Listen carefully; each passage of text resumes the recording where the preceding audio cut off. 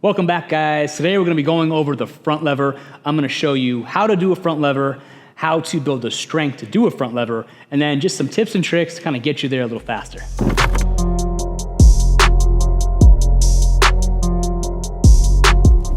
The front lever involves a lot of core and really looks like a core workout. So when you see it, literally you're pulling, for the most part, into this front lever position here. And when you do it or you see it being done, it looks like it's entirely core, you're locking your core out, which you are. But a front lever really does involve a lot of back muscle, very similarly to if you were training back and you wanted to do like a cable pullover, right? So if you were here and we're doing this cable pullover, this movement that we're doing here is literally the exact same thing that we're doing in a front lever. We're just obviously hanging onto the bar and pulling our body up versus standing here and pulling the bar down. I'm saying this because when people have seen me do this or ask me questions about it, they're like, oh, that must take a lot of core, which it does, but it really takes a lot of back. So let's get right into it. The first thing to think about when training a front lever is getting this motion down. Again, we're gonna be hanging from the bar, using our body. And when you start this, the goal is to get to a point where you can really just pull into a front lever like that. Doing that, right off the bat is extremely difficult. You can go ahead and try, but if you're unable to get your body up there, what you're actually gonna start with is by keeping your body up, pointing towards the sky and lowering down into a front lever, kind of doing a front lever negative, which is gonna build your front lever strength. When you're first attempting this, it's probably gonna feel extremely difficult. That's because when your feet are locked out in that front lever position with your legs sticking out as well, there's all that weight pulling you down, which is very hard to stop in that front lever position. So an easy way to work this or train this or really just develop your abs and your back in general is to do it with your knees bent. By bending our knees, when we go up with this front lever, we have less weight sticking out, weighing us down. So by bending the knees here, keeping the weight closer to your body, it's gonna make that front lever attempt much easier. So we can do the same thing. We're gonna pull our body up towards the ceiling with my knees bent this time. I'm gonna come up, knees bent, and then lower down. And you're gonna find it's a lot easier to manage and a lot easier to do because you have less weight sticking out. And if you're unable to actually stop yourself in that front lever position, that's totally fine. You can literally just work these as reps. And what I mean is, again, pull your body up with your knees bent, and you can just lower down all the way back down.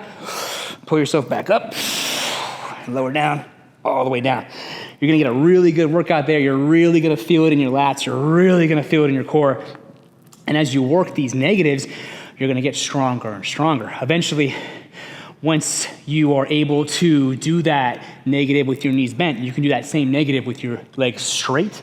Same concept, straightening your legs out and just coming all the way down, really working that negative. Now, something else to keep in mind as you're training this front lever, aside from just the fact that you're trying to build that strength of holding your body up, is what to do with your actual hips, legs, and feet to help you achieve this front lever. Something to think about, or I see a lot of people doing when they're attempting a front lever, is they kind of throw their legs up or their feet up, but not their hips. Let me show you what I mean. A lot of people will get into position and think, oh, I'm gonna try this front lever. And they go, boom. And they get their legs and their feet up, but they're not getting their hips up. The hip drive, or locking your hips out and getting them up and staying kind of hollow, is the key point for this lever. So as you're pulling up, the first thing you should really think about is driving your hips towards the ceiling. Hips towards the ceiling. If you want to try this with your legs bent so it's a little easier, again, do the same concept. Bend your knees here and drive the hips up. Hips up. One last combination you can do here, instead of having both of your knees bent, once you start getting stronger and are able to somewhat hold yourself up with your knees bent, you can bend just one. I know it looks kind of weird, but even just having one bent is gonna help you maintain that front lever until you can have both legs out and both legs straight. aside from getting your hips up into the air so that you can hold that front lever, you really want to drive your legs out. So your hips are going to come up and drive your legs out. And if you actually point your toes towards the wall in front of you, kind of creating like a stiff straight arrow or like a straight line towards that wall, it's going to be a lot easier to also hold this front lever as opposed to if you're kind of hanging loosely. So what I mean is I'm going to hang, straighten out my legs and my feet so I lift them up, my whole body is locked out in that front lever. That's going to make it easier. Another thing to think about when trying to attempt and or get better at a front lever is the bar that you're using and where your hand placement is.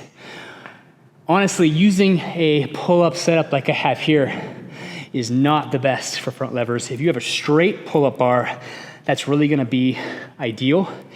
And when you're about shoulder width, that's gonna give you the easiest front lever. Though if you're too wide, it gets really hard. If you're too narrow, it can get a little hard too. So like shoulder width's really nice, where you can really lock your lats in and the rest of your body. I'm a bit limited here because of, again, this pull-up bar setup. And honestly, these grips make it harder because they're facing, this way. It's not like an actual pull-up bar where I can do a perfect or easier front lever. I have these weird angles here. But that being said, you gotta work with what you got. So play with the different hand positions that you have to find the best spot to do a front lever. Could I actually do one over there? You know what? I'm gonna show you everything I just said. Let's go this way. Come on, Anthony. Anthony's my camera guy. Lighting's not the best over here, but I'm actually gonna use this Smith machine because it has a straight bar. Boom. So if you have a pull-up bar like I showed you over there that doesn't have the best grip, you can totally use a Smith machine bar. I mean, you could use a squat rack bar. You can use any bar, honestly. But what I want to show you here is that when you do have this perfect grip, it's going to make holding this front lever easier because you can kind of lock your lats and everything in place, making it easier to hold as you straighten your body out again. So I'm straightening my legs and toes towards the wall, driving my hips up, and kind of holding a hollow position. So here I go. And that is the front lever. I typically train front levers on my back days, again, because you're really training your lats here, similar to that pullover. You're really gonna feel it. You're also gonna feel it in your core. So if you're looking for a training day to try these front levers, I would definitely recommend on back day. If you're gonna attempt these, you might wanna try them before you have a lift because they take so much energy out of you. If you attempt them at the end of your workout, you probably won't have enough energy or power to perform the front lever because it just takes everything. Even after you do a front lever or 2 or 3, your power's just gone. So it's a really good movement, really makes your back strong, really makes your core strong. So if you haven't tried one of these, I highly recommend it. That being said, actually now that we're here on the Smith machine, this would actually be a really good place to practice because you can literally, lower this down and just really makes getting into this front lever easy. You know what I mean? You can kind of just be here, shoot into it, come back, shoot into it, come back. That's also gonna be a really good way to build that front lever strength over time. And it's also a good place where you can just work on your form because you're so low to the ground. You're not trying to pull yourself up like I was over there on that pull-up bar. You can just literally lock in here, find that good hand position, come down, and just kick out into that front lever, or you can do bent knees. Boom. But you can really see as we're doing this, I'm just like sweating because it takes so much energy. So, that being said, if you have any questions about the front lever, go ahead and put it in the comments. Hope you enjoyed this video. Give this front lever a try. It's a really great workout, and have an awesome day.